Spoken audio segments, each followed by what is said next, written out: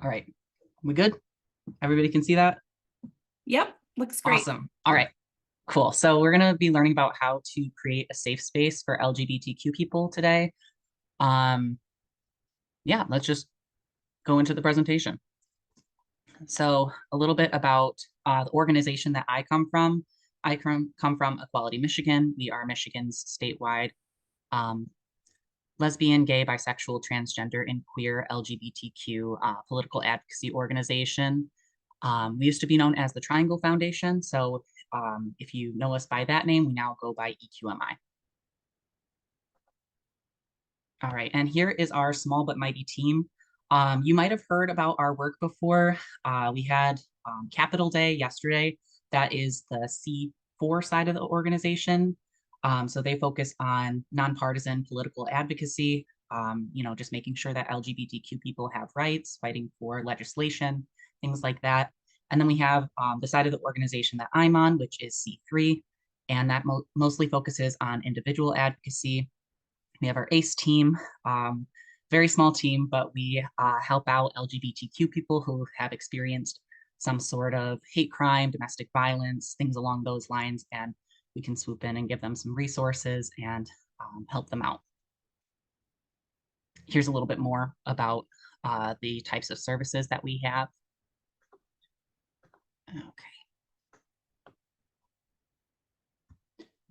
Okay, so this is mostly this usually kind of helps when we're in person, but some of the rules still apply to when we're online. So Vegas rule, along the lines of confidentiality, making sure what happens here stays here, but we take some souvenirs home. In other words, we're making sure that we're taking the message behind anything that, any personal stories that somebody shares. But we're not, saying, oh my gosh, did you hear about this person's, they said this, this, and this, because it's just not cool to go and talk about somebody's story that they're sharing in um, a closed group like this. We want to make sure that you're taking up some space and creating some space. That's a little bit less relevant online. If you do come off of your microphone, then, or on the microphone, then we can make sure that everybody's taking turns. No, nobody's talking over another person. And I usually really like to interact with people. So feel free to drop comments, questions, anything like that. It makes it a little bit more interesting and it can kind of tailor stuff to things that are more relevant for you guys. I do have my LLMSW, so I graduated last year from Saginaw Valley. So I do have information that's pretty relevant to social workers, therapists, social service workers, things like that. But there's always stuff that I can miss, so feel free to ask any questions. Making sure that one person's speaking at a time, already kind of went over that. Being here, being present and engaged. I know that it's hard when we're online. It's hard to stay super focused. You have your computer right in front of you, and that has the answer to all sorts of questions and video games and whatever else you want to do. But just making sure that we're paying attention. I'm going to try and make this as interactive as possible. We're going to have people asking questions. And so you're not going to want to miss any of the content. Giving space, giving the benefit of, or giving grace, giving the benefit of the doubt. People might not know exactly how to say things. They might not know the politically correct way to say something. So when that happens, I welcome that to happen. I welcome people to just ask the question because I think a lot of people, they don't know how to word a question. And so they don't want to talk because they don't want to say something wrong. But that's just going to make it so that way they're more scared to work with LGBTQ people in general. So this is the space to ask those types of questions. What we're going to do if there's some sort of verbiage that's outdated or more offensive, we're going to take that verbiage, correct that, and then answer the question. And then along those lines, not taking things personally. So if somebody says something where you're like, ooh, that's not the best thing to say, or again, it's kind of outdated wording, we're directing the response to the statement, not to the person. We want to make sure that we're not, blaming the person for not knowing. We're giving them the benefit of the doubt. We're giving them the the idea that they have the best intentions, and so we're directing it to the statement and not the person. Okay, so here are our objectives for the day. We're going to talk about mental health, becoming familiar with LGBTQ struggles with mental health, especially when we're talking about social service environments. So, therapy spaces, other spaces that are similar to that. Why it matters, learning about the impact of those therapeutic experiences, that the impact that it has on LGBTQ individuals, and being inclusive, understanding how to assess your agency and adjust your behaviors so that way you can help LGBTQ individuals feel more included. Okay, so this is really for reference. If you have never seen this before, I just wanted to make sure that everybody had access to this, that they know what this looks like. Danielle, if you could drop into the chat the link to the gender unicorn, it should be transstudent.org/gender. You can also, if anybody in the audience wants to just look it up themselves, you can see it. It's right down at the bottom left corner. This is just a really great way to talk about gender expression, sex assigned at birth, sexuality, and romantic attraction, those types of things. And it kind of shows you where it is on the body. So the reason why I'm showing this is not necessarily to fully explain the whole thing, but it's for reference if anybody asks any questions that, this might be a helpful tool, or if you've never seen it before, to just open you up to seeing this type of thing. I guess I should ask before we move on, are there any questions about this? Is there any confusion about what it looks like, what a certain symbol might mean, anything like that?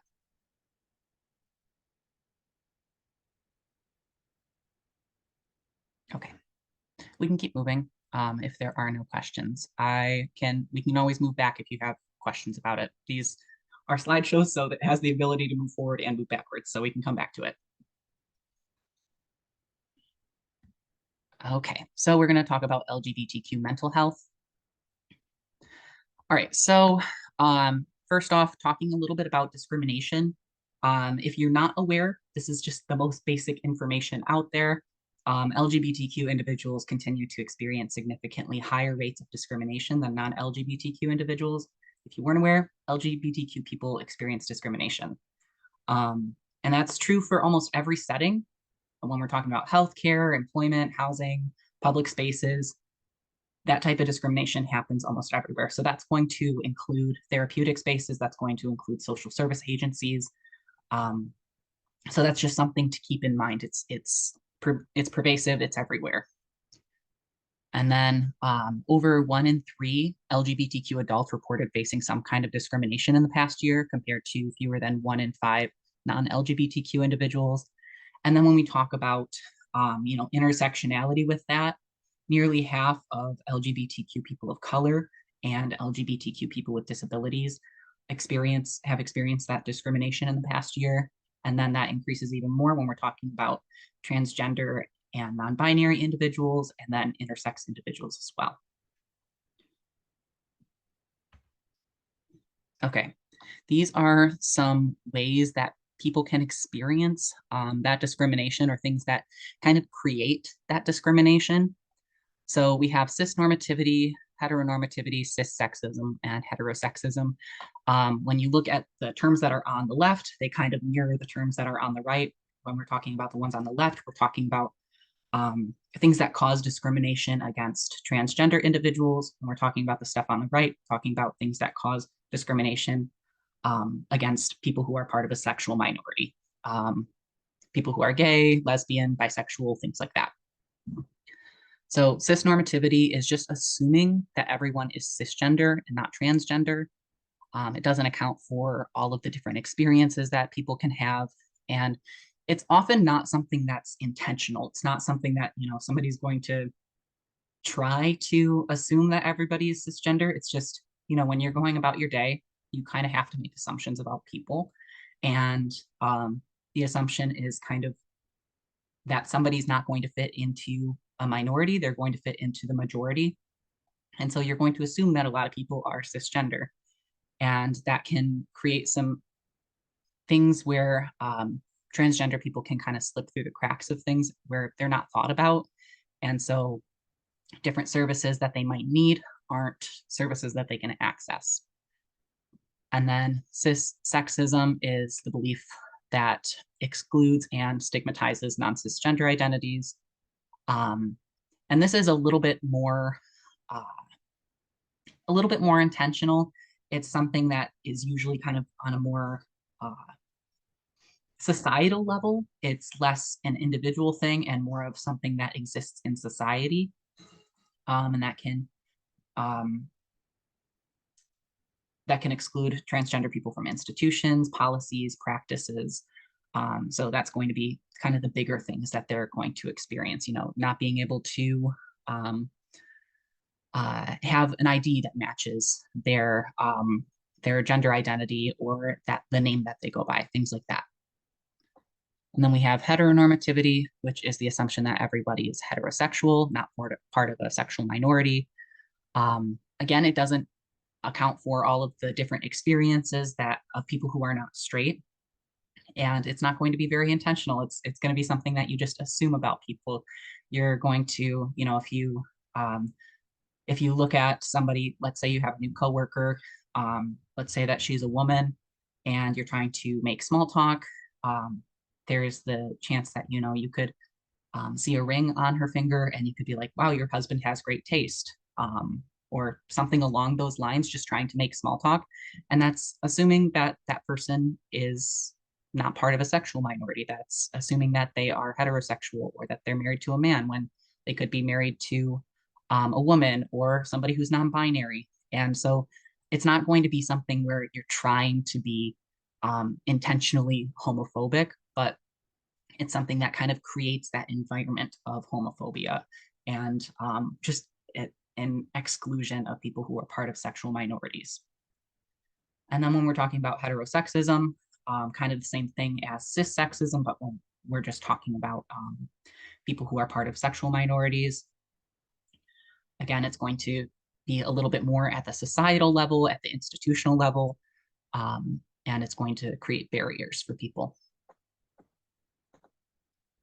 Okay, these are common stressors that LGBTQ people experience. Conversion therapy. Luckily, we passed a law in Michigan where conversion therapy is not legal for minors, but if there is somebody who's not a minor who wants to go through some sort of conversion therapy, that is still an option for people. If there's a lot of societal pressure that they have to be perceived a certain way or not be perceived a certain way, they might decide to go through that themselves. Physical assault and threats of physical assault, workplace discrimination or discrimination in school. So, where you go for the majority of your day. Verbal harassment, lack of access to care, which is a huge thing that we have seen in a lot of bills that are trying to be passed in the state, at the national level, in a ton of different states, especially for transgender people. Homelessness, and then domestic violence and intimate partner violence. LGBTQ people experience domestic violence and intimate partner violence at a higher rate than the average population. So it's kind of counterintuitive for a lot of people. A lot of people think, okay, if you are talking about some sort of like same gender relationship, somebody who is in a relationship, let's say they're a man who's in a relationship with another man, people think, that the power level, the structure that they have is equal. And so there's less of a chance that there would be domestic violence or intimate partner violence, and that's just not the case. And then I think we all know that when you have these types of stressors, they can lead to negative mental health effects. So anxiety, depression, suicide ideation, things like that. Okay, and when we talk about the coming out process, this is a theory that kind of just talks about the different stages of that. We talk about self-discovery, recognizing in oneself, like, hey, I might be part of the LGBTQ community. I might identify with one of these labels. Coming out to others, that one's pretty straightforward. Socialization with other LGBTQ people, meeting other LGBTQ people. there's kind of this thing that happens where especially in like schools, LGBTQ people kind of drift towards one another. So there's the chance that socializing with other LGBTQ people might have already happened for that person, or it might be something that's like kind of going to happen as people in their friend group come out. And then with that, seeing other people who they support and love, um, and they're socializing with who are LGBTQ, that can lead to a positive self identification and acceptance of their LGBTQ identity, and then acceptance from others, and then the lifelong journey of coming out. If you start a new job, if you move to a new city, if you meet anybody new, there's this whole process of coming out. And this is going to be especially true for people who are in the transgender community, because if that person chooses to, socially transition, but they might not medically transition, then that's going to be a constant thing where that person is going to have to come out again and again and again to make sure that they are being perceived correctly by the people that they're meeting, and that they're being gendered correctly, the correct name, the correct pronouns, things like that. And then identities can and do change after coming out. So this is a process where it has stages. They look like linear stages, but they can move back and forth. You can, start to accept yourself, and then something happens where maybe you're back into the self-discovery stage. Maybe you're recognizing, maybe this identity doesn't fit me as much as I thought it would. So one thing that I kind of like to talk about, because I think that people, when they hear about LGBTQ people changing their identity or going by a different label, a lot of times the response or the first thought is, well, they should have known that beforehand, or like, I guess the thing that they were wasn't true, and now they're this new thing, or I wish that they would just stick with one label, that type of thing. But if you think about it more as those old school doctor scales where you would have like the bigger weight on the bottom and then the littler weight on the top, where you're kind of adjusting and trying to get to the right weight to show how much you weigh. Coming out and recognizing your identity can sometimes be like that, where a person, it's LGBTQ identities are a psychosocial process, especially when we're talking about gender. It's something where you don't know. Let's say that you're coming out as a man. You don't know how men are perceived in society and how they um, are interacted with in society until that starts for you. So you have to come out, and then you start to be perceived that way and socialized that way. And so when that happens, somebody who is assigned female at birth, they might um, come out as a man, they might come out as transmasculine. So if we're talking about that scale, they're gonna all the way over to the other side, and then they might realize, oh, this doesn't balance out for me. So they might adjust it a little bit, and then they're gonna adjust that little top rung to kind of fit their identity the best once they recognize how they're kind of being perceived in society, that type of thing. Okay, I'm going to take a pause for a second and see if there are any questions or comments or thoughts.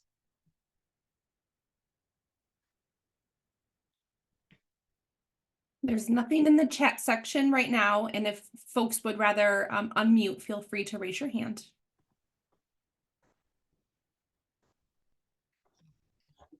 All right, we will keep moving. I just want to open up that option for people to talk. I know it's hard to be that like brave first person to speak in any sort of situation like this, or go into the chat. I know I'm always, when I'm on this type of thing, I'm always sweating in the chat, like, should I ask this question or not? So I totally get it. Feel free to ask any questions at any time. Again, we can move back if we need to. Okay, so this is getting into some of the experiences that people have in social service situations or therapeutic spaces.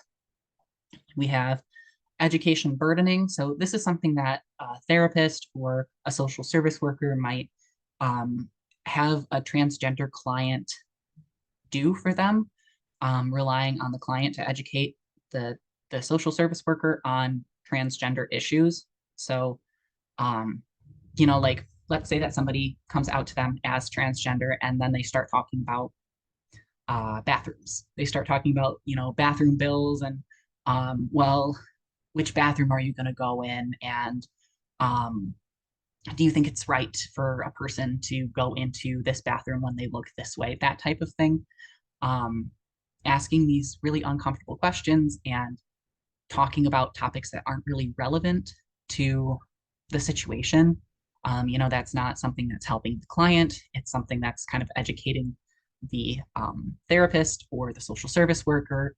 And Google exists, or I exist, and you can message me. You can talk to somebody who's more educated on LGBTQ issues. It's something where that's just an inappropriate place to talk about things like that.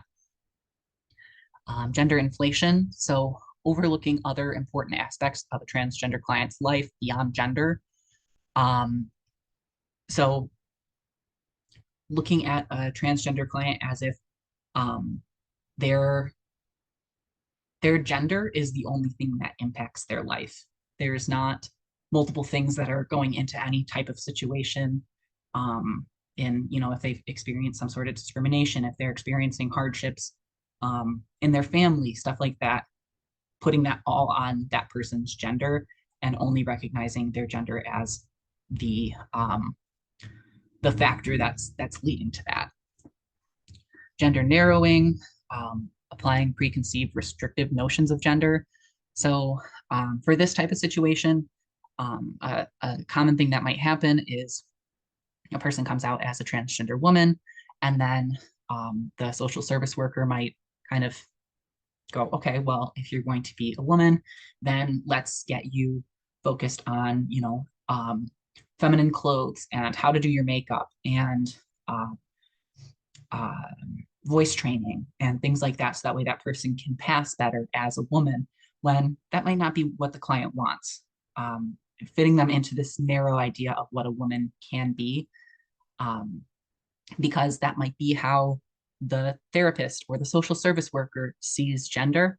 That doesn't necessarily mean that that's how everybody sees gender or how everybody wants to present their gender. There are plenty of women who, the way that they like show their femininity is working on cars or playing soccer or something like that, stuff that's not traditionally perceived as feminine, but that's how they show their womanhood, and that's what makes them feel empowered.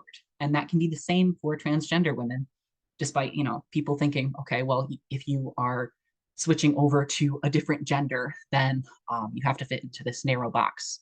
It's not the case.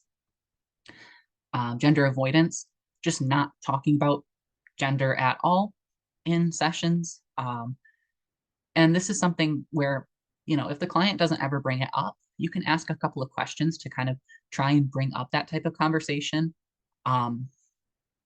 But a lot of times, LGBTQ people, they'll start to bring up these types of conversations, and then the therapist might steer them away from that type of conversation because they're not wanting to talk about gender in that type of way.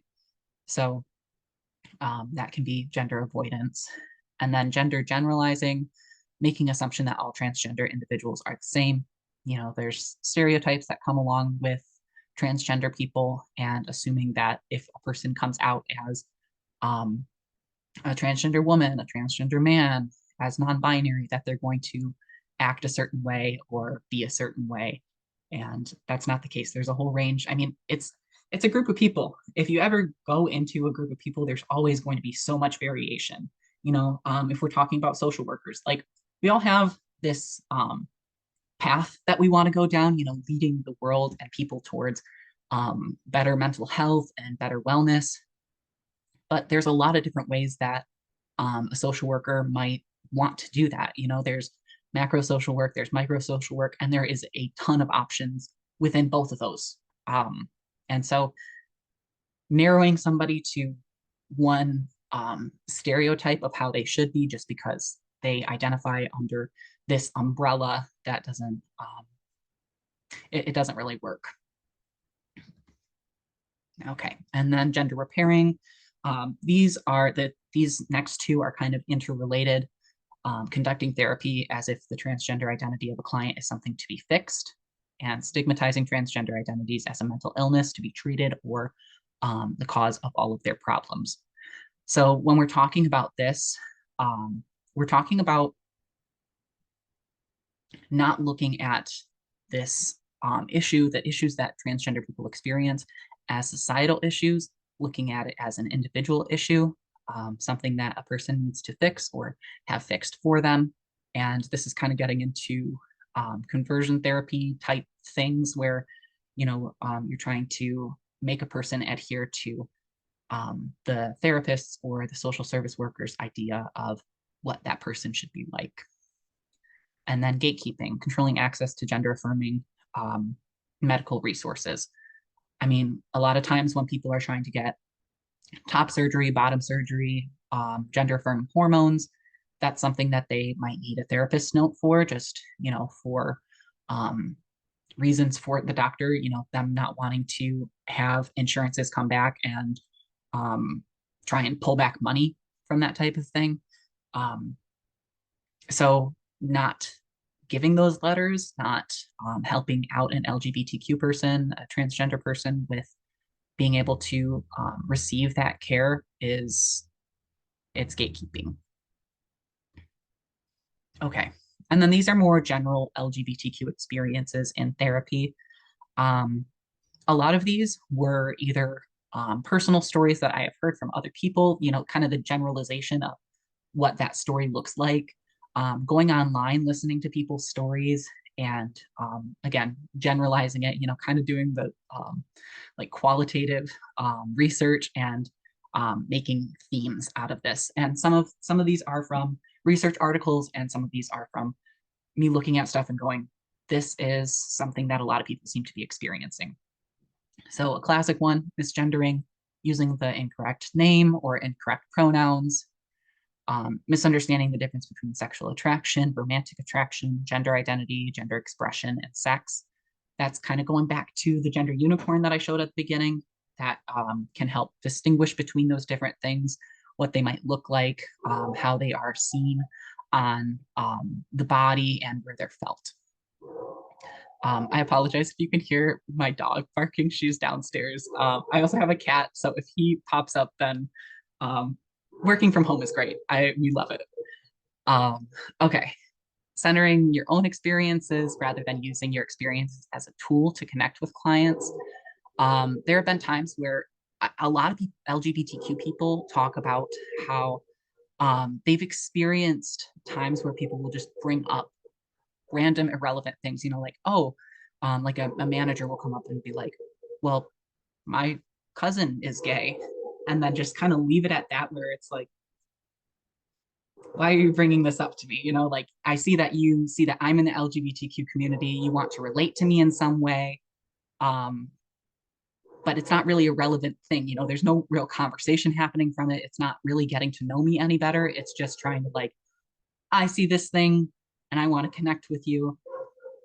Really understanding that, like, when you're bringing up stuff like that, it's supposed to be to connect with the client and to show them that you have experience with these types of things. So I think a good example of something that would be appropriate with something like that is if somebody experienced a hate crime, and let's say you have a friend or something like that who has experienced some sort of hate crime, and you helped them with the process of, like, recognizing that and processing it, emotionally and mentally. Maybe you help them with filing PPO. Maybe you help them with reporting the hate crime. And so that would be relevant experience where, if there's a client who's scared about, reporting something like that or talking about it, talking about your own experience with it and normalizing it can be helpful, and it can connect you with the client rather than it just being some random information that you bring up. Asking irrelevant questions related to the person's LGBTQ identity. This kind of relates to, the education burdening, asking somebody questions that they it's not relevant to the session. It's not relevant to the service that they're trying to receive. It's just something that the therapist or the social service worker just wants to know about LGBTQ people, and so they're bringing it up. Avoiding talking about the person's LGBTQ identity and experiences. Um, it's important to bring this type of stuff up in an inquisitive way, in um, a way that's supposed to break down walls and barriers and help you get to know the client better and their experiences.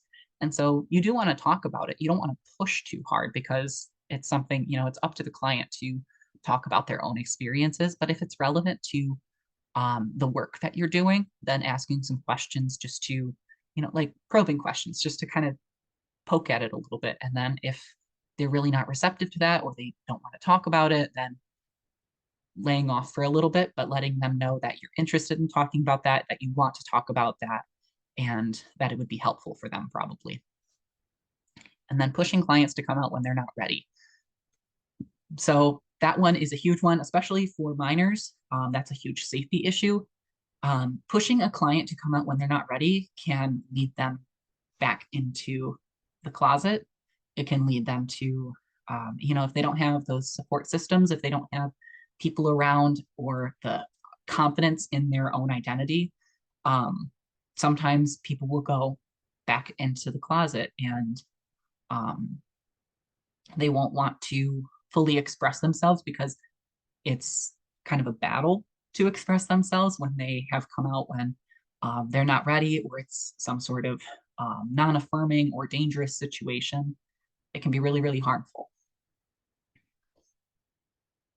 Okay, and then talking about macro issues and making them into a micro issue. I talked about this a little bit before, but it's a really huge thing to talk about these things as it can be really easy for a person to take these like big societal issues and the things that they're experiencing, go, what am I doing wrong? Why am I experiencing this thing? Especially, when somebody's being misgendered.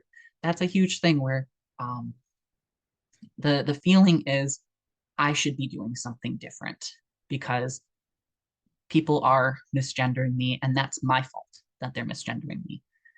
And that's not true. It's more at a institutional level, it's at a societal level. We have cis normativity, we have people assuming that everybody is cisgender. And so if that person is not fully passing as the gender that they're identifying as, then they're going to be misgendered.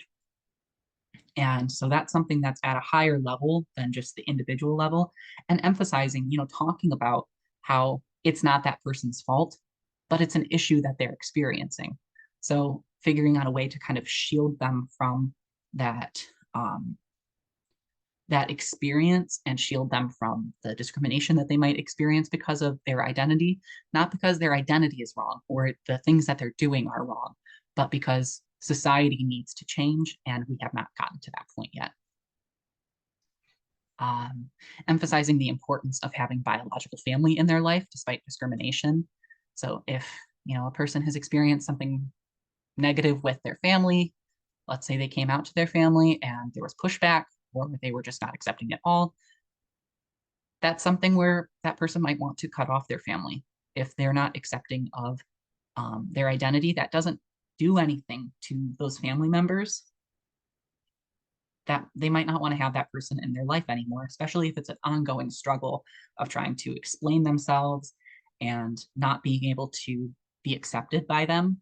Now, it's still an important thing for people to have family, and that's why a lot of LGBTQ people have a lot of people that they consider to be found family.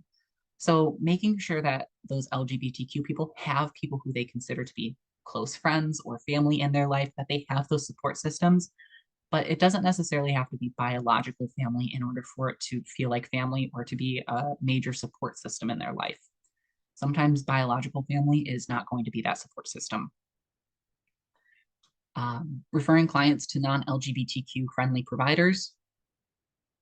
It's going to be a very, very disheartening experience if they are going to some place and they're being misgendered, they're being dead named, people are assuming that they're in a heterosexual relationship.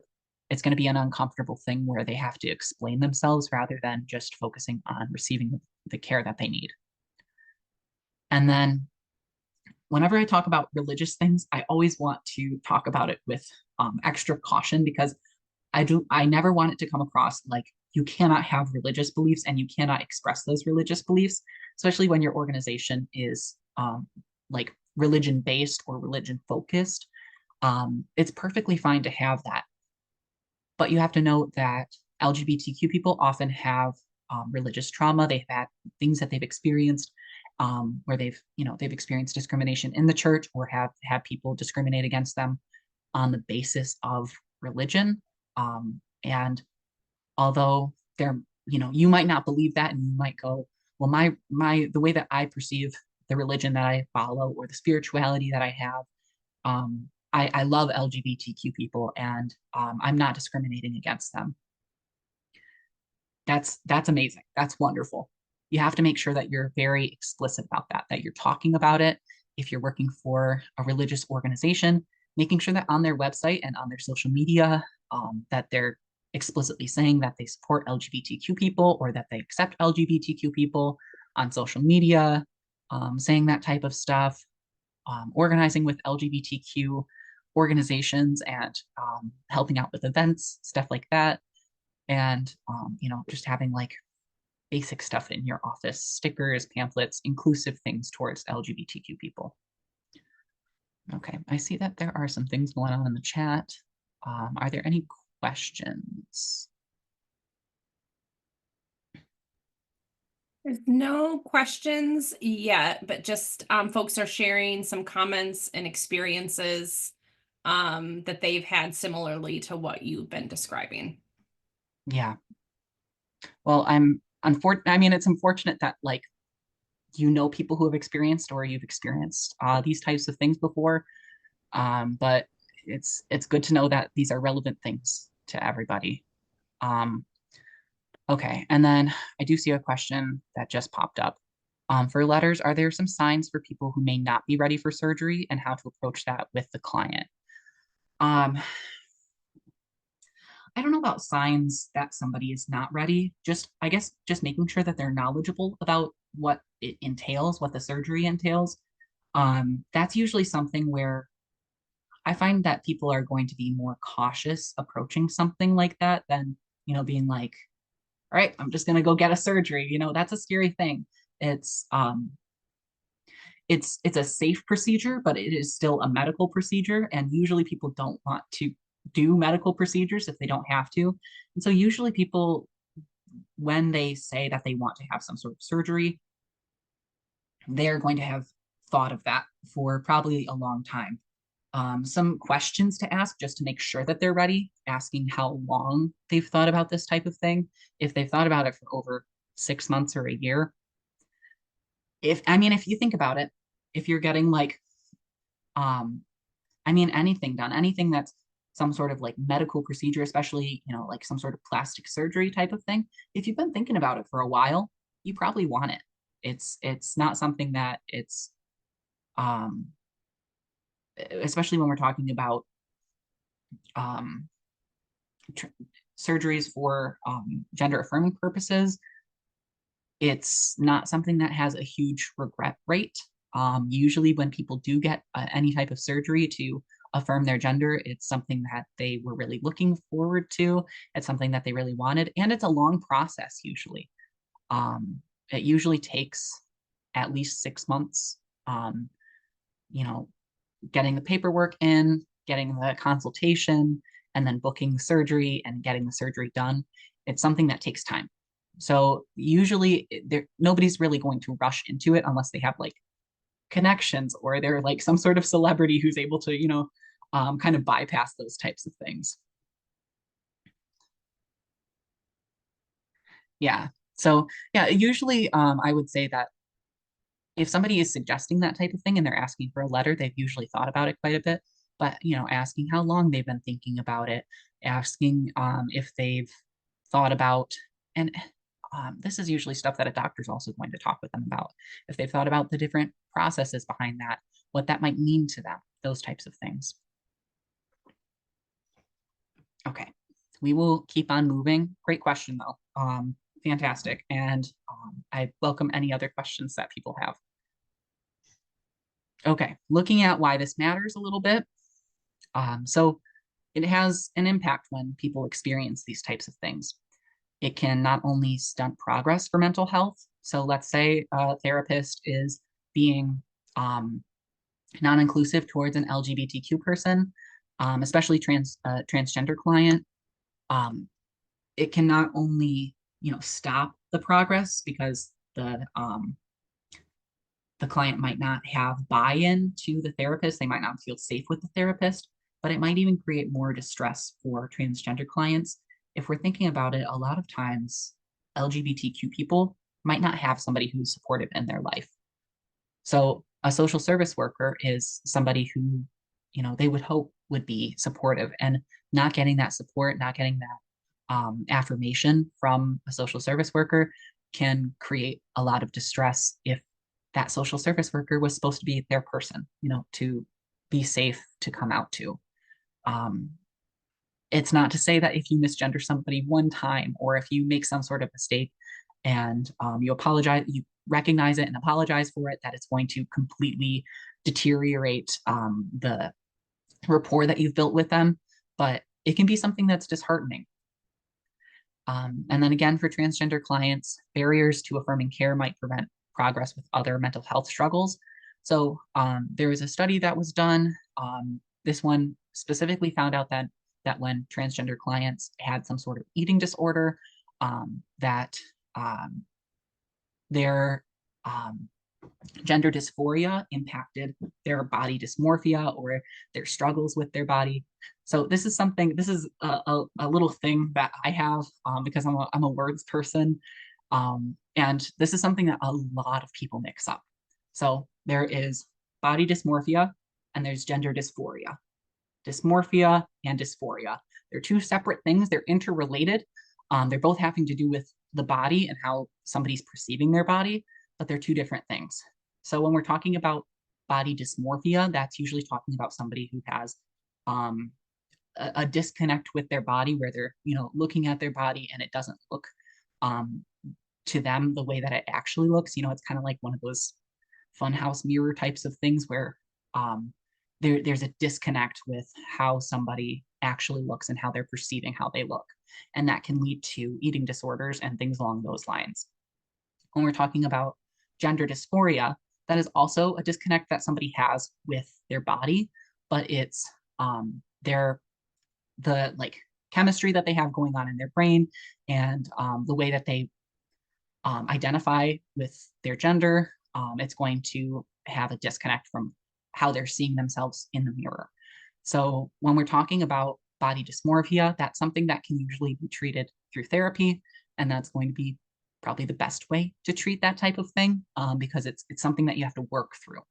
When we're talking about gender dysphoria, usually the way that they treat that is through having gender affirming care. So going through hormone replacement therapy, having top surgery, having bottom surgery, even just doing social transitioning and having people refer to them by their chosen name and their pronouns that they have decided to go by. Those types of things, it's not to say that it can cure gender dysphoria, but it more or less kind of cures it. Like it kind of goes away for the most part. It's not something that a transgender person, once they're in society, once they're being perceived the way that they want to be perceived, and they are looking at their body and it's the way that it kind of aligns with how their brain wants to be seen, then that struggle for the most part kind of goes away. Yeah, that's a huge thing where it's just kind of a language thing. Okay, I'm reading through some of the. Okay, I'm seeing gender dysphoria diagnosis as outdated in DSM. I mean, it's always going to be kind of outdated when we're talking about anything that's like research based or diagnosis based. The verbiage is always going to be a little bit outdated.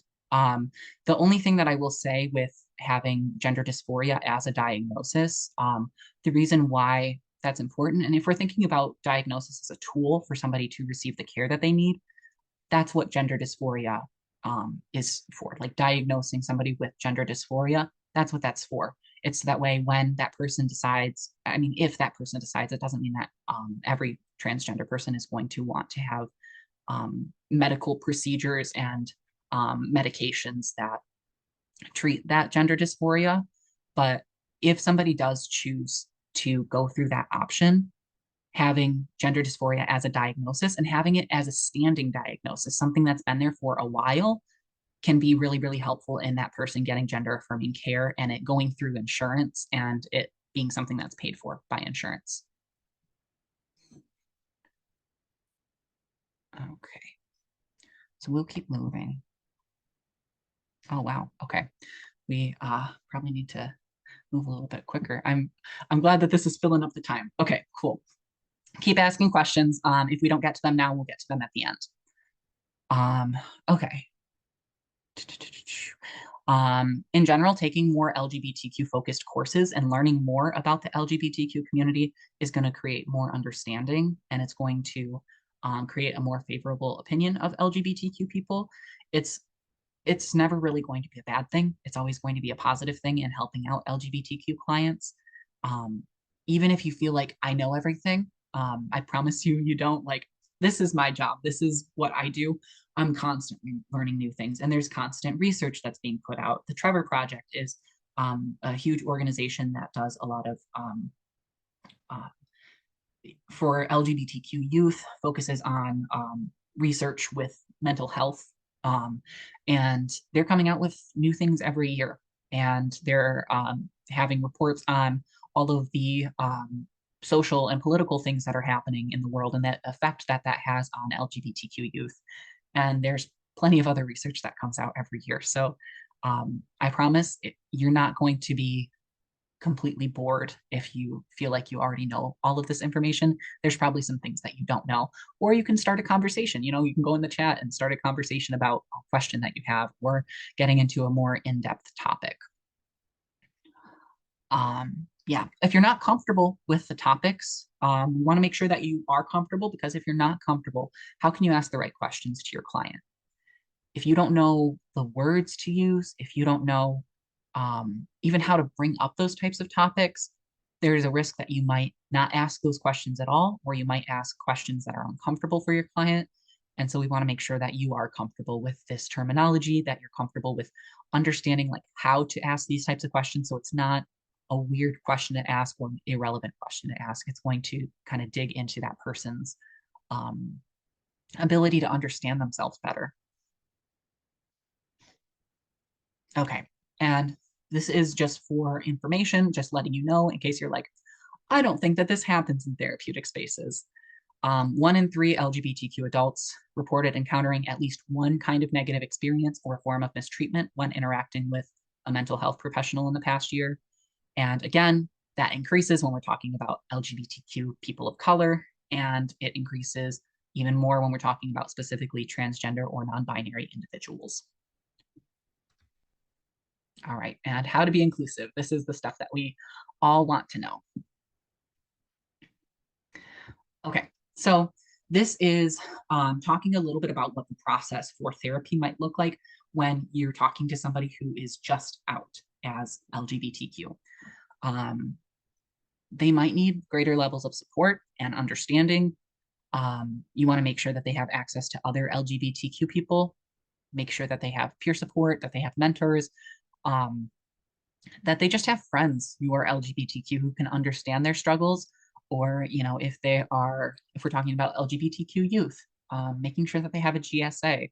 If we're talking about an adult, maybe they could start some sort of group or organization within their workplace that would support LGBTQ people, or it could be like a safe space or some sort of social space for LGBTQ people to kind of network and interact. Finding positive LGBTQ representation. There is so much media all over the place that is positive, and it's sometimes hard to read through that because, you know, there's so much negative stuff that's happening in the world. But I mean, if you look at TV, shows, movies, books, I mean, just a few that I can think of off the top of my head. Heartstopper is a great one. It has some really, really great representation. Um, and that would be both the books and the show that's on Netflix. We have cartoons like Steven Universe, She-Ra. There's plenty of them. There's so many different. If you just look up LGBTQ um, movies and shows, Umbrella Academy is another great one.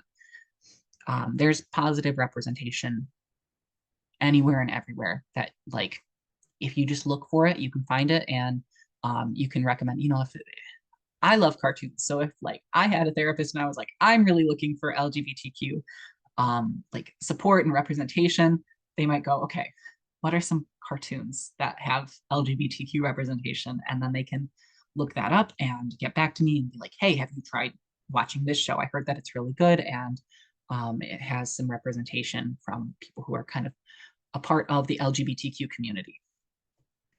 And then asking questions. If they are willing to answer these questions, then great. If they're not willing to answer them, don't push too hard because you know it's a hard process coming out, feeling confident and not feeling like people are judging you, and so not pushing too much, but asking these questions kind of in an inquisitive way, like I want to understand you, not in a are you actually this thing, but I want to understand you better. Tell me your experience. What does that identity mean to you? So if you have an understanding of the basic identities, you know, lesbian, gay, bisexual, transgender, queer, intersex, asexual, those basic terms, then you can, if somebody comes out to you, then it can be something that you you can have an understanding of what that basic terminology means. And so you can ask questions, what does that identity mean to you, rather than asking them, what does that identity mean in general? Um, and then are there things I should change about the way that I interact with you or when I'm referring to you? And then who are you out to? Who are you not out to? This is especially important when we're talking about minors because you do not want to unintentionally out that minor when we're talking about doing notes from therapy, doing progress notes, making sure that you are being vague enough so that way if a parent has access to or has the potential to have access to those notes, if they are not out to that parent, making sure that it's not obvious that they are talking about LGBTQ stuff. Being vague enough where you're not, you know, you're still getting the point across, insurances are still giving you the money, but not being so specific, so that way it unintentionally outs the client. Okay, and I see we have some comments. How are we handling the diagnosis when in other states people are getting callbacks for using it? Yeah, as of right now in Michigan, we're protected. So you should be good for right now. If there is anything that happens, I mean, if you want to follow EQMI on social media, we post about that type of stuff all the time. So that way you can stay up to date. Best podcast for staying up to date. Oh, thank you for popping that resource in there. Sorry, I just saw up to date. And that's exactly what I was saying. Okay, anyway, back to the question. So we should be good for now. Again, being vague, but not being too vague where, you know, you're not going to get the money in general. But, you know, you can talk about like sexuality, you can talk about gender, you can talk about that type of thing without specifically saying like, this person is a lesbian, this person is transgender. And those are relevant things that, you know, like when we're talking about sexuality, that's something that even a cisgender and straight person might talk about in therapy. That's a huge problem that they might have in their life. And as long as you're not going too specific, it's not clear whether that's something talking about the LGBTQ community or it's just talking about sexuality in general. If we're talking about gender, again, like that's something that cisgender and straight people talk about all the time. And you can talk about like I guess the like experiences that they have without being too specific, experiencing some sort of discrimination, especially if somebody is assigned female at birth. And so to insurance, they're going to be like, okay, this person's a woman, and they might not identify that way, but the insurance is saying this is how I perceive this person. If you're talking about gendered experiences, that's something that a lot of women experience. And so it's not really going to raise red flags, hopefully. Okay. I struggle when I'm working with teen clients whose caregivers don't utilize the correct pronouns. Yeah. Okay. So let's talk about the phase, like that type of thing. I think that using the wording that I used of like, if they're open to this type of thing, you always have to use discretion with this type of thing because sometimes parents are not going to be accepting at all. The caregiver is not going to accept it. They're not going to want to talk about it. They're going to think it's ridiculous, whatever.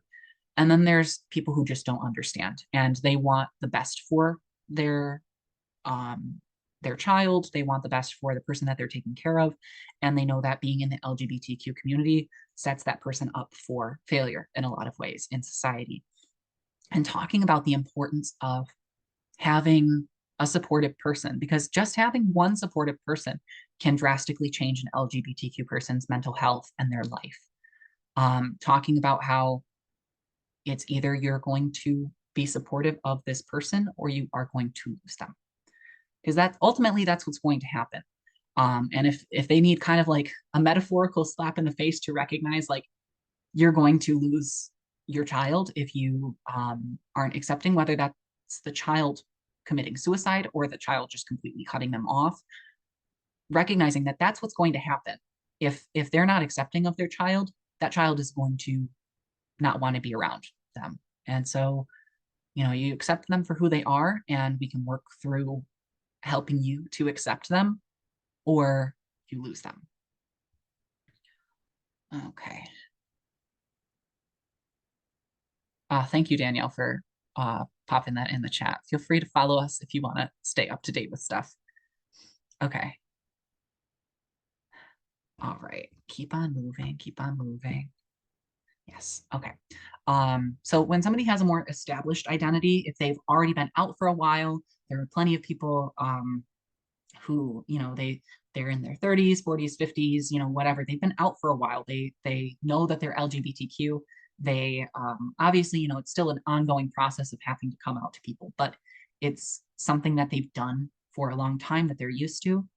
They're going to need less support and fewer resources. That might be because they already have that support and they already have those resources, or they just might not need them anymore because being LGBTQ is just a part of their life rather than like a focal point of their life.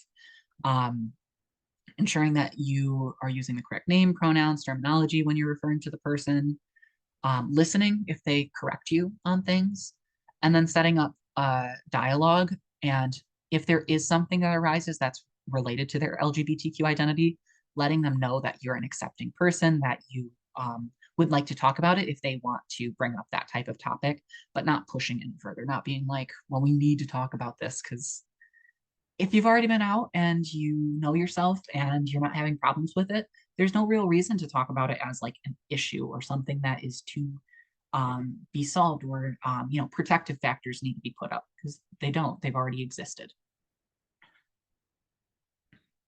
Okay, this is getting into assessing your agency and how to be more inclusive yourself. So like I said, I just graduated last year with my MSW. So we have the SWOT analysis, the strengths, weaknesses, opportunities, threats. And I have this on the next slide. Wonderful. Okay. So we have a SWOT analysis looking at your strengths. What resources do you have in your agency? Weaknesses, what don't you have in your agency that you might want to have? Opportunities, where you could grow.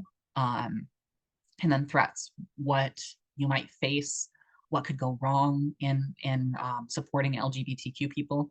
And so if we're talking about, more personal stuff to your agency, if you want to go in the chat and talk about some strengths or weaknesses that your agency has that you've noticed, great.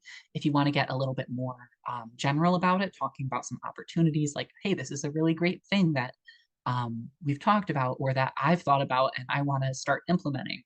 And then threats, that's going to be probably the most general one just because there's a lot of threats that are existing in the world right now. And so it's not really going to be, there might be some that are specific to each agency or each person, but a lot of them are very, very general because there's stuff happening all over. Like we were just talking about, in other states, they're starting to like grab their money back. Insurance companies are starting to grab their money back for people being inclusive LGBTQ people and in their notes noting that somebody is LGBTQ. And so there's threats, there's things that can happen if you're trying to be LGBTQ inclusive. That might be negative in some ways. And so recognizing those threats and putting up protective factors so that way they don't hurt as much or so that way you're ready for them. All right. And then we have a couple of different assessments. So this is an assessment. This is for LGBTQ equality in Jewish life. So it's really just general questions for the LGBTQ community when you're like assessing your agency or your organization that you work for.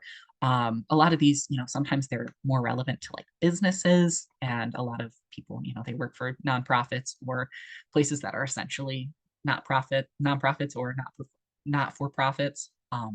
So yeah, but looking at some of this stuff, programming,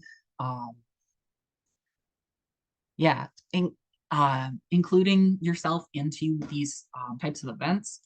Transgender Day of Visibility, something that you could do that's really simple for Transgender Day of Visibility, just as a suggestion. If you don't want to do like this huge event where you're inviting a ton of people, just having like a clothing swap or something like that, where you don't even have to provide anything really. You might provide some snacks or you provide the space for that, but people bring in clothes. You host like a drive where people will bring in clothes, and then on Transgender Day of Visibility or when you're recognizing Transgender Day of Visibility, you can have people come in and they can just take whatever clothes they need and leave whatever clothes that don't fit them anymore or don't match with their gender identity, stuff like that. Going on social media, recognizing LGBTQ History Month, Pride Month, stuff like that. Yeah, I already mentioned a GSA or a professional group for LGBTQ people with policies, making sure that everybody's been trained in LGBTQ awareness and they're able to address their biases and ask questions about stuff like that.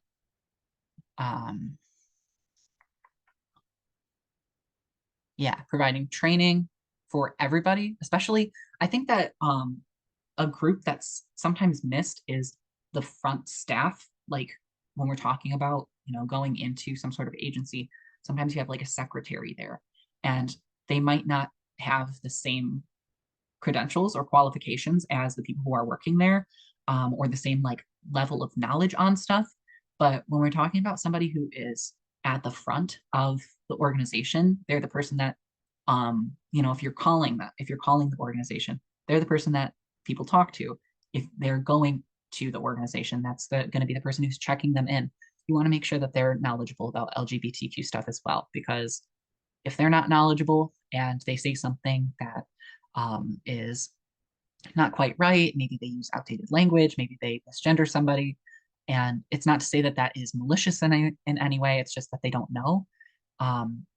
Having that type of interaction can completely put somebody off to that whole organization. If they're LGBTQ or they really value LGBTQ inclusivity, they might just be like, you know what, I'm going to go to a different place. Making sure that you have LGBTQ people who have like kind of a place of power or some sort of say in stuff is a huge one. Specifically putting into your paperwork that you do not accept discrimination on the basis of, there's a lot of different things, but having included in there, having sexual orientation, gender identity, gender expression. You can also include in there sex, and that would be, on the basis that most people think of it, when we're talking about discrimination against women, but we can also talk about it in the case of discrimination against intersex people, and then talking about romantic attraction as well. Okay, keep on moving. Making sure that people know that bathrooms are like if you don't have access to a gender neutral restroom or like a family restroom that is a private bathroom, making sure that people know you can use whichever one you're most comfortable with. If you do have private restrooms, this is a pet peeve of mine. This is just a personal pet peeve. I find it really funny when organizations or businesses, they have completely separate bathrooms. Like they're single stall, single use. They have a full door, and you can twist it so that way it says occupied, like that type of thing. They have a full bathroom, and then they have like two of them, and they're gendered because. And sometimes, like in the men's restroom, they don't even have a urinal or anything like that. They just have two different bathrooms and they're gendered separately. There's no real reason to have that because honestly, when you have something like that, women are going to go into the men's restroom anyway, and men are going to go into the women's restroom anyway. When you got to go, you got to go. You're not really going to care. So just taking those signs off and just putting in an all gender restroom or just not having a sign at all, just saying restroom, like that's a much better option than having gendered restrooms that are gendered unnecessarily. Making sure that you have materials, making sure that you have brochures, pamphlets, wall signs, that you have stickers that are inclusive of LGBTQ people, that an LGBTQ person can walk into the space and be like, okay, I can see that. I see that I'm included in this space and that at least somebody has my back.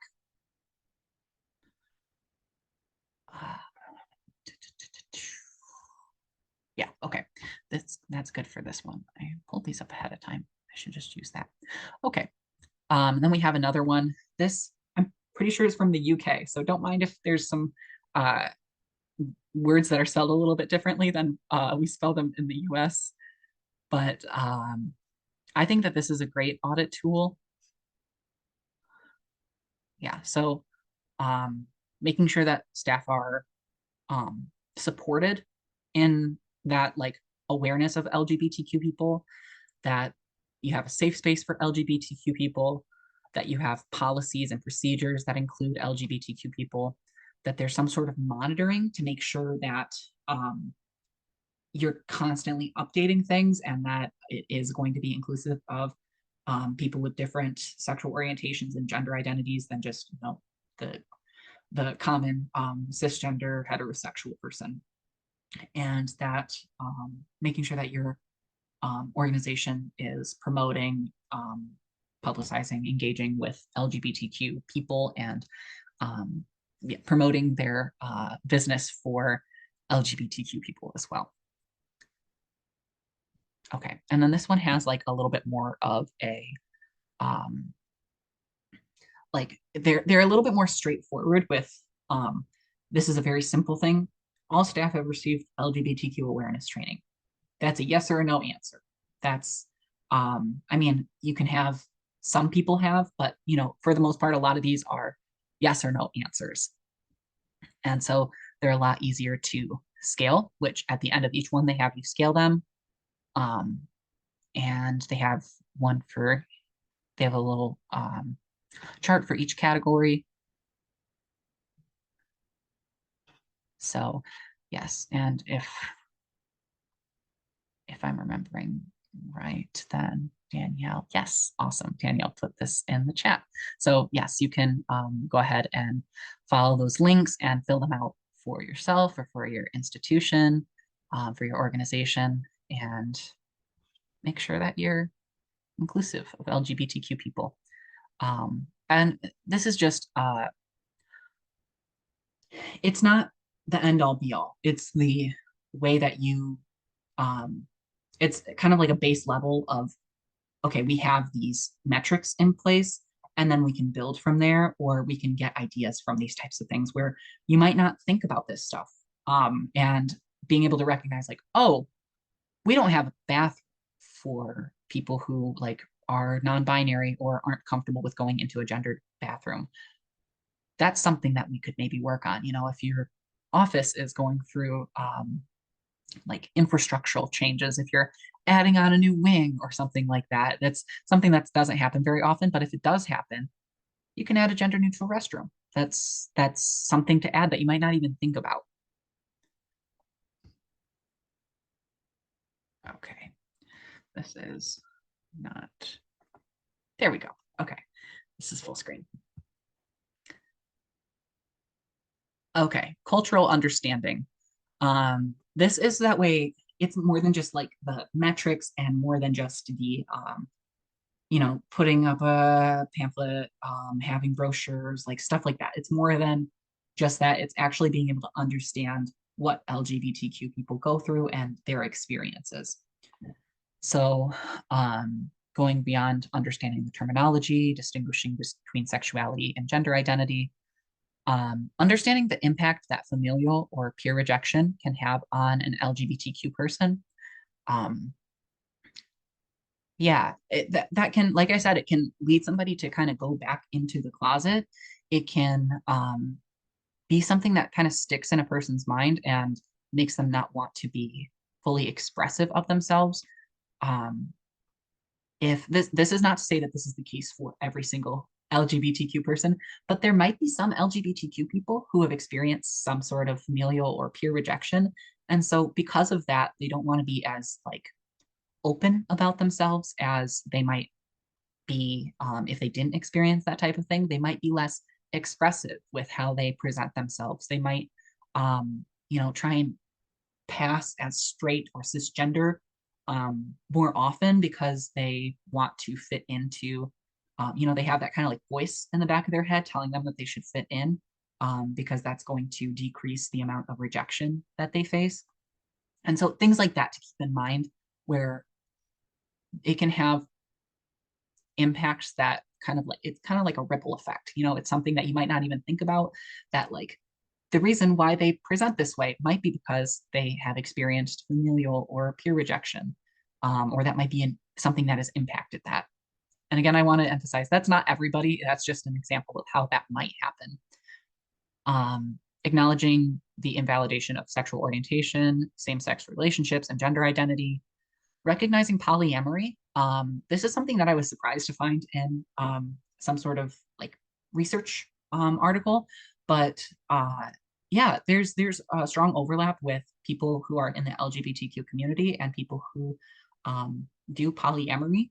And so recognizing that that is, it's not to say that every LGBTQ person is polyamorous or every polyamorous person is LGBTQ, but there's an overlap. You know, if we're looking at the Venn diagrams, there's going to be some overlap with that, and recognizing that that overlap might be bigger than the general population, and kind of understanding where LGBTQ people are coming from when they decide that they want to try out polyamory, and being accepting of that, not trying to be like, okay, well, you know, there's problems in your relationship because you're going into trying out polyamory.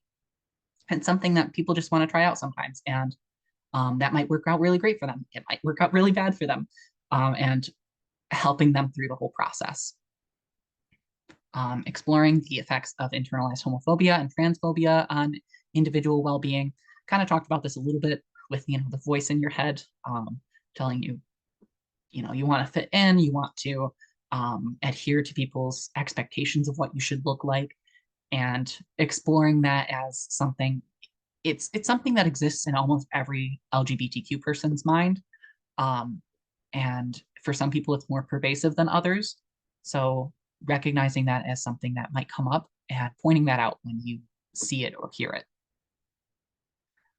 Creating social change at individual or community levels, making sure that you are being active in your community. You know, somebody mentioned that in the chat a little bit earlier. We had Capitol Day yesterday. So going to stuff like that, reaching out to your legislators, being involved in local pride organizations, stuff like that, to just kind of involve yourself with the LGBTQ community can be super helpful in understanding the LGBTQ community and connecting with your clients and building rapport with your clients. You know, your client's going to be a lot more open to talking with you about these types of things if they know that you are actually actively supportive and not just saying, like, I'm okay with LGBTQ people. You're actually doing something to help out LGBTQ people. And then recognizing the legal frameworks that hinder LGBTQ people. And with this, we're going to open up a link real quick. This is Michigan's equality profile. This is the Movement Advancement Project. They do some really great work and just giving you a very, very straightforward idea of where we stand in our state for LGBTQ rights. And this includes both like things that are supportive of LGBTQ people and things that protect LGBTQ people from other laws being passed that could harm LGBTQ people. So if you want to scroll through this for a little bit, it might have some things that create some questions for you, or that you might want to look at a little bit further. So, okay. Let me see. Okay, awesome. Okay, best practices. Having a lack of judgment is always helpful, just coming at it with curiosity and wanting to understand the person. Avoiding pathologizing sexuality, using pronouns and names correctly, just making sure that you are being affirming towards that LGBTQ person. Understanding experiences like intersectionality, shame, minority stress, gender diversity, asexuality, and differences within sexual minorities and diverse orientations. Education, proactively learning about things, not waiting until you're like, oh, shoot, I don't know anything about this like type of topic. Researching things, looking stuff up, going to presentations like this, building up that curiosity for LGBTQ terminology, issues, stuff like that is going to help you to understand your clients better, and having ongoing education, again, doing it once a year or more if you're really interested in this type of thing, and trusting that you're going to learn new information, or trying to learn new information rather than just being like, I don't want to be here, because I think we're all guilty of that sometimes. Yeah. Creating a safe space, making sure that your office is visually appealing with LGBTQ stuff put in there, in a way that it looks natural in the space. You have other posters, you have other flyers, you have other stickers, and those LGBTQ affirming ones are just part of the puzzle that is your office or your agency. Understanding your client's needs, understanding how much each client wants to talk about sexuality or gender, and opening up that conversation in case they do want to talk about it, but not pushing it so hard, we need to talk about this topic. Letting, opening up the conversation and letting the client kind of lead you in the direction that they want to move with it. Showing outward allyship, having specific services for sexual and gender minorities, employing LGBTQ people, connecting clients with affirming services if that's a relevant thing, like we talked about, having letters for gender affirming care, stuff like that. If you know about LGBTQ inclusive providers in the area, you can also go, hey, I know somebody else who's in the LGBTQ community and they go to this provider and they have been really great for helping them out, and they're knowledgeable about the different health effects that LGBTQ people experience. They can provide hormone replacement therapy. They can provide a referral for top surgery, bottom surgery, stuff like that. Disciplining staff who make services unfriendly, making sure that they go to stuff like this, so that way they build up knowledge for LGBTQ topics and they understand better. And then self-disclosure of identity.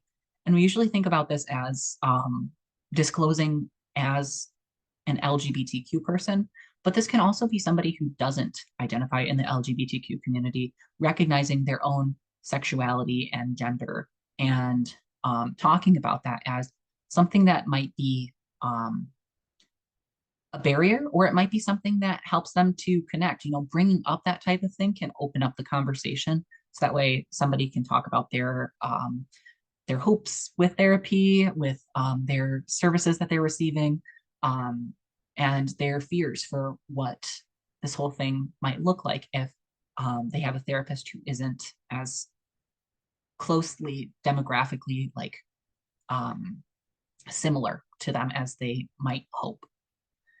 And then advertising towards sexual and gender minorities as a way to show allyship and that it's a safe space.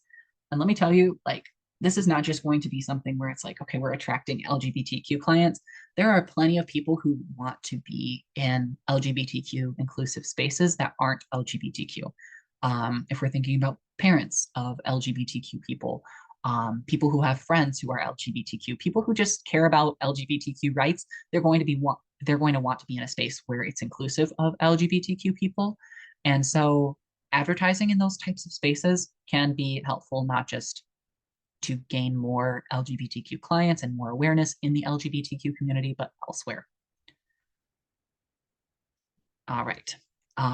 Community engagement, being involved in advocacy or pride events, engaging with LGBTQ individuals, and then being knowledgeable about local resources, services, and groups for LGBTQ individuals.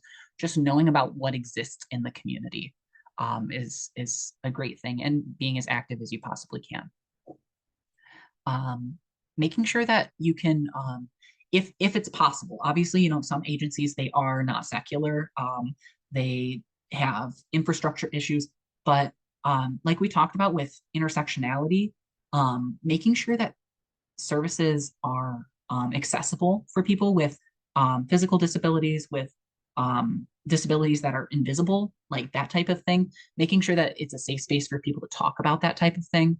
And then providing secular services if you can, or if you are providing religious services in any way, or services that have like a religious background to them, making sure that you're ensuring that they know that you are inclusive of the LGBTQ community, being very vocal about that. And then just having general good provider skills, good therapeutic skills, maintaining confidentiality. And then if you do see homophobia and transphobia during sessions or out in public, making sure that you're challenging that type of thing, talking with people about it. Okay, this is our last little bit. We have like 5 minutes left, so we might not actually get to this a whole lot, but I want to start out the conversation just because I think that this is fun. And this can be something that you do at home afterwards if you're really, really excited about this stuff.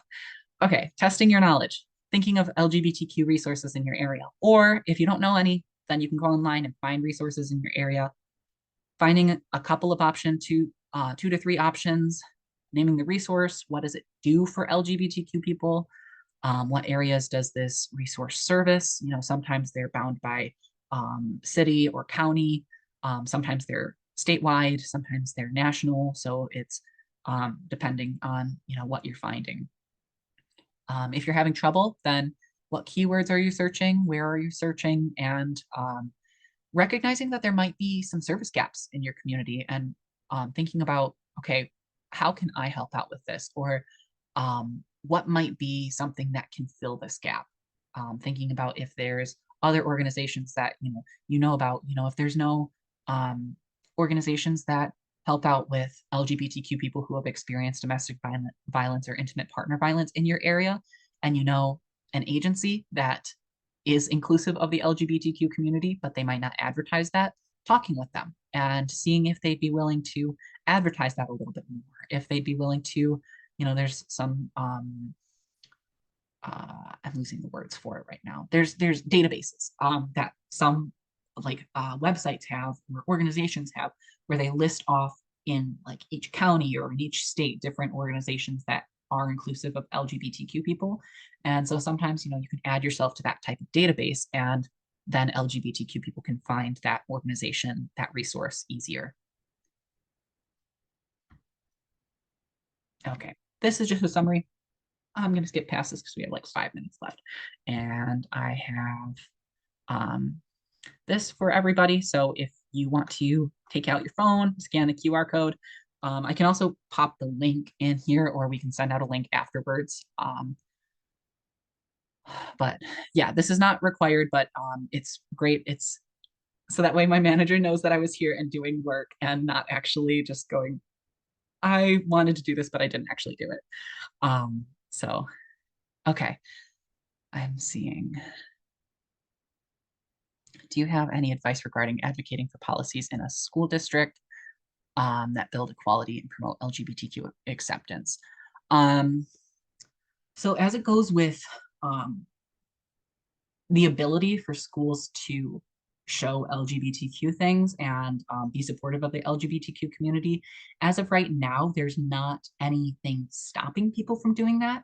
That doesn't necessarily mean that there won't be things in the future that stop that, but it really depends on like schools can do it or they don't have to. So if it's a non-accepting school or a school that has an administration that wouldn't go for that type of thing, it might be kind of hard to do that type of thing. But just even having those little signs that you're LGBTQ inclusive, like I said, like having a sticker, having some pamphlets, having stuff like that, where it's just little tiny signs that you are LGBTQ inclusive, or the social worker or counselor in a school can have those types of things in their office. Teachers can have those types of things in their office.